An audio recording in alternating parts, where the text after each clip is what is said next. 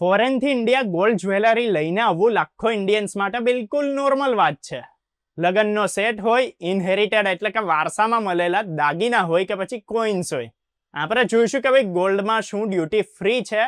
યુએસથી કે foreign કન્ટ્રીથી India તમે પ્રસંગમાં મોટા પાયે ગોલ્ડ જ્વેલરી લઈને કેવી રીતે ડ્યુટી ફ્રીમાં આવી શકો છો, ગોલ્ડ પર બિનજરૂરી ડ્યુટીથી કઈ રીતે બચી શકાય, ટેમ્પરરી ઇમ્પોર્ટ અને એક્સપોર્ટ સર્ટિફિકેટ કેવી રીતે કામ કરે છે, કોઇન્સ અને બાર્સ પર ડ્યુટી કેમ લાગે છે અને ઓનલાઈન ડિક્લેરેશન કેવી રીતે કરવાનું. આ સિવાય યુએસમાં રહેનારા ઇન્ડિયન્સના લીગલ રાઇટ શું છે એટલે ટ્રાવેલ સ્મૂથ રહે અને કસ્ટમ્સ પર કોઈ જ કન્ફ્યુઝન ના થાય. તો સૌથી પહેલા ડ્યુટી ફ્રી ગોલ્ડ જ્વેલરી એલાઉન્સનો મિનિંગ સમજવો જરૂરી છે, કેમ કે એમાં બે જ રૂલ છે. 2026 બેગેજ ફ્રેમવર્ક રૂલ પ્રમાણે વેલ્યુ લિમિટ હટાવી દેવામાં આવી છે અને હવે વેઇટ બેઝ એલાઉન્સ લાગુ થયું છે. જો કોઈ ઇન્ડિયન કે ઇન્ડિયન ઓરિજિન ટ્રાવેલર 12 મહિનાથી વધારે સમયથી એબ્રોડ છે, ખાસ કરીને યુએસમાં રહેનારા એનઆરઆઈસ, તો એમાં વુમન ટ્રાવેલર 40 ગ્રામ સુધી અને મેન ટ્રાવેલર્સ 20 ગ્રામ સુધીની ગોલ્ડ જ્વેલરી ડ્યુટી ફ્રી ઇન્ડિયામાં લાવી શકે છે. આ એલાઉન્સ બાળકો પર પણ લાગુ થાય છે. હવે અહીંયા ધ્યાન આપવાની વાત એ છે કે આ એલાઉન્સ ખાલી જ્વેલરી પર જ લાગુ થાય છે.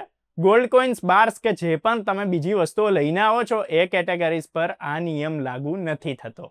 એટલે જ્વેલરી એલાઉન્સ તમારું લીગલ એન્ટાઇટલમેન્ટ છે, પણ કોઇન્સ અને લગડી તો તમારે ડિક્લેર કરવા જ પડશે અને એના પર તો ડ્યુટી લાગશે જ. હવે એક્સેસ જ્વેલરી એટલે કે એલાઉન્સથી વધારે ગોલ્ડ લઈને આવવાની વાત કરીએ તો સામાન્ય નિયમ પ્રમાણે એક્સેસ ક્વોન્ટિટી પર ડ્યુટી લાગે છે, પણ ઇન્ડિયન કસ્ટમ્સ પર્સનલ જ્વેલરી અને કમર્શિયલ ઇમ્પોર્ટની વચ્ચેના ફરકને લીગલી રેકોગ્નાઇઝ કરે છે.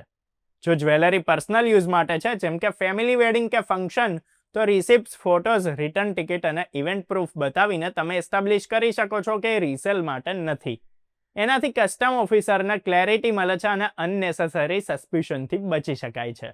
ટ્રાવેલરનો એ લીગલ રાઇટ છે કે ભાઈ પર્સનલ ઓનરશિપને કન્સિડર કરવામાં આવે, શરત એટલી જ કે ભાઈ ડોક્યુમેન્ટેશન ક્લિયર હોય. આ સિચ્યુએશનમાં એક ઇમ્પોર્ટન્ટ લીગલ ઓપ્શન છે temporary baggage import certificate. 2026 rules overseas ઇન્ડિયન્સને એ સુવિધા આપે છે કે પર્સનલ જ્વેલરી મોટી ક્વોન્ટિટીમાં ટેમ્પરરીલી ઇન્ડિયા લાવી શકે છે ડ્યુટી આપ્યા વગર. શરત એટલી જ કે એ જ્વેલરીને પાછી લઈને જવાનું. આ ઓપ્શન એ લોકો માટે હેલ્પફુલ છે જે યુએસથી વેડિંગ સિઝનમાં હેવી જ્વેલરી લઈને ઇન્ડિયા આવવા માંગતા હોય છે. અરાઇવલ પર એના માટે કસ્ટમ્સ કાઉન્ટરથી સર્ટિફિકેટ લેવું એક પ્રોટેક્ટિવ સ્ટેપ છે. એ ફ્યુચર ક્વેશ્ચનિંગથી સેફગાર્ડ આપે છે અને લીગલી રેકોર્ડ બનાવે છે કે ભાઈ જ્વેલરી ટેમ્પરરી ઇમ્પોર્ટ છે. હવે સમજો એક્સપોર્ટ સર્ટિફિકેટને, તો ભાઈ એ ઇન્ડિયન ટ્રાવેલર્સ માટે સૌથી મજબૂત લીગલ પ્રોટેક્શન છે. જો તમે ઇન્ડિયાથી નીકળતી વખતે કસ્ટમને જ્વેલરી ડિક્લેર કરીને એક્સપોર્ટ સર્ટિફિકેટ લીધું હોય, તો એ જ્વેલરી તમે જ્યારે પણ ઇન્ડિયા પાછા આવો ત્યારે લાવી શકો છો ડ્યુટી આપ્યા વગર. ભલેના ક્વોન્ટિટી પેલા 20 ગ્રામ ને 40 ગ્રામ વાળી છૂટ કરતાં કેટલીય વધારે કેમ ના હોય. સર્ટિફિકેટ એ સાબિત કરે છે કે જ્વેલરી પહેલેથી તમારી હતી અને રીઇમ્પોર્ટ જ થઈ રહી છે. એની વેલિડિટી મોટે ભાગે 6 મહિના કે તમારા રિટર્ન આવવા સુધીની રહે છે અને એની પર લિમિટ કોઈ જ નથી. યુએસમાં રહેનારા ઇન્ડિયન્સ માટે આ મુદ્દો બહુ જરૂરી છે. ઇન્ડિયાથી જ્વેલરી લઈને નીકળતી વખતે ડિક્લેરેશન કરાવવું ફ્યુચર ડિસ્પ્યુટથી પૂરેપૂરું બચાવે છે. કોઇન્સ અને લગડીનો રૂલ અલગ છે, કેમ કે એના રો ગોલ્ડ માનવામાં આવે છે, એના પર કોઈ ડ્યુટી ફ્રી એલાઉન્સ નથી મળતું.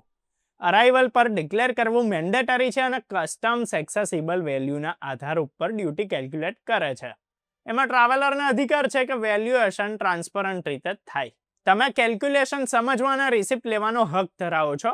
કન્સીલમેન્ટ કરવા પર પેનલ્ટી કે સીઝર થઈ શકે છે, એટલે ડિક્લેરેશન સૌથી સેફ રૂટ છે. હવે ડિક્લેરેશનની પ્રોસેસને સમજીએ તો જો જ્વેલરી એલાઉન્સથી વધારે છે કે તમારી જોડે કોઇન્સ બાર્સ છે, તો એરપોર્ટ પર રેડ ચેનલ ચૂઝ કરવી જરૂરી છે. કસ્ટમ્સ ડિક્લેરેશન ફોર્મ ભરવાનું હોય છે અથવા ટ્રાવેલની પહેલા અતિથિ એપ થ્રુ ઓનલાઈન ડિક્લેરેશન કરી શકાય છે. રિસિપ્ટ્સ, ઇન્વોઇસીસ કે પ્યોરિટી પ્રૂફને સાથે રાખવાથી વેરિફિકેશન એકદમ ઇઝીલી થઈ જાય છે. ક્લિયર ડિક્લેરેશન કમ્પ્લાયન્સ બતાવે છે અને પ્રોસેસને એકદમ સ્મૂથ બનાવે છે. ટ્રાવેલ કરતી વખતે કેટલીક પ્રેક્ટિકલ સાવધાનીઓ પણ જરૂરી છે.